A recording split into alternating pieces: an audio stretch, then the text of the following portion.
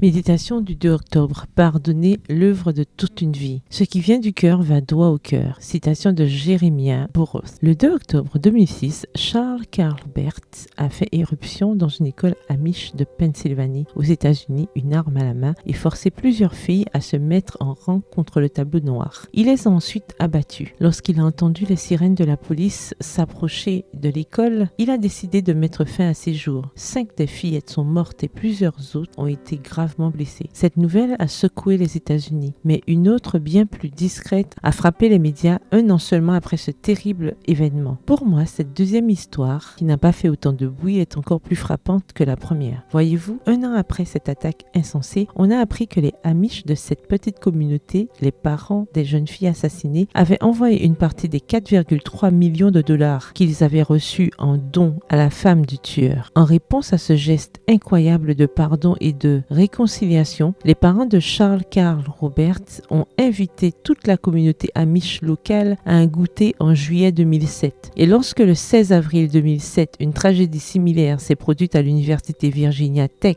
ces amish se sont rendus sur place pour réconforter les familles des victimes. Eux seuls pouvaient comprendre ce qu'elles vivaient, alors qui de mieux pour les réconforter? Tiré de A Lesson of Forgiveness, une leçon de pardon, paru dans ABC News le 2 octobre 2007, consulté en septembre 2022 sur Internet. Que quelqu'un soit capable de pardonner d'une telle manière est à la fois incroyable et merveilleux pour moi. Qu'une communauté entière puisse se rassembler dans un sens commun de pardon et de réconciliation me fascine, et je me demande ce que je peux faire pour pousser les membres de mon église à penser et à agir de la même manière. Que la douleur vécue par les familles des victimes leur ait donné cette sensibilité particulière est pour moi un apprentissage que je ne voudrais pas voir tomber dans le vide. Le pardon est un chemin, disent les Amish. Bien qu'il n'efface pas la douleur, il mène à une destination plus élevée. Répandre l'amour au lieu de la haine, la réconciliation au lieu de la vengeance. C'est certainement un chemin peu fréquenté. Que dire de plus? Je peux seulement dire merci. Merci pour cette leçon de vie. Merci pour l'espoir que cela me donne de savoir qu'il est possible dans la pratique de pardonner de cette manière. Merci pour cet acte du cœur qui bouleverse le cœur. Le verset du jour se trouve dans Proverbe 17, le verset 9 dans la version Louis II. Celui qui couvre une faute cherche l'amour. Bonne journée et que l'Éternel vous bénisse.